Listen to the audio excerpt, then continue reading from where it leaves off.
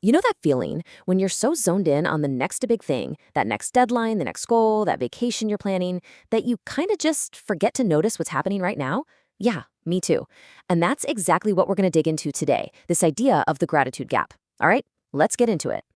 So, I want to start by asking you a question. And I mean for real, just take a second to think about it. What's something you took for granted today? Maybe the hot water in your shower this morning, the fact that your phone just works. Or hey, even a funny text from a friend. It seems like a simple question, but man, it can be tough to answer on the spot. And why is that? Well, it usually comes down to this one really common habit we all have.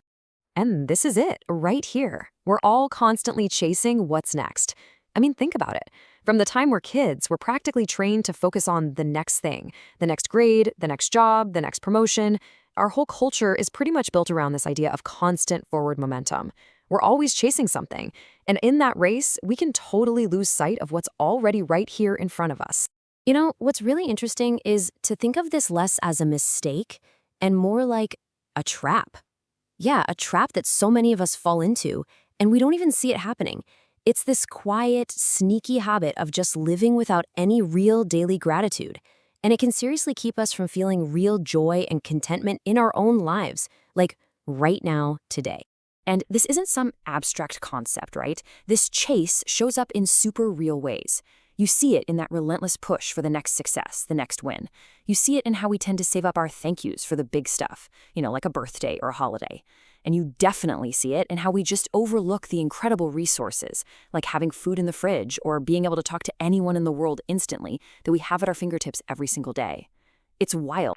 Okay, but what if there was a way to break out of that chase? What if there was a simple, really powerful way to find more joy in your life without having to give up on your dreams and goals?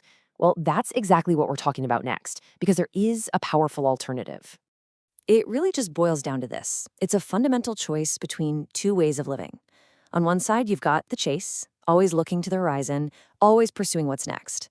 And on the other side, you have the appreciation, the simple, profound act of just valuing today. And here's the key. It's not about stopping your forward progress. It's about changing your perspective while you're moving.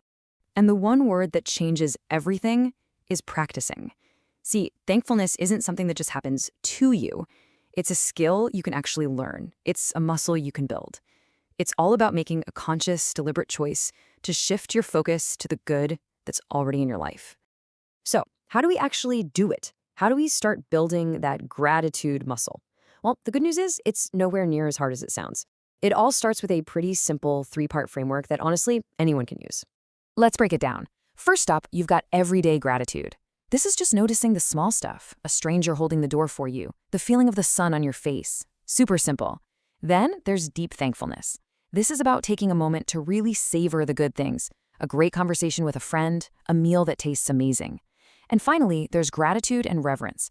This is kind of zooming out, having a real respect for the resources we use, the technology we have, and the natural world that supports all of it. Okay, so before we wrap this up, I want to leave you with one last thought. It's a really simple idea that I think gets right to the heart of this whole thing. And it has the power to change, well, pretty much everything. That's it. That's the secret sauce right there. It's not about trying to manufacture happiness out of thin air or chasing some imaginary reward in the future. It's about finding the joy that's already here, woven into the fabric of the small, simple, everyday moments that we so often just fly right past. So here's a little challenge for you as you go about the rest of your day. Just look for one simple joy. It could be anything. These little moments of beauty or connection or just plain old luck, they're all around us. So what's the one you're going to choose to notice today?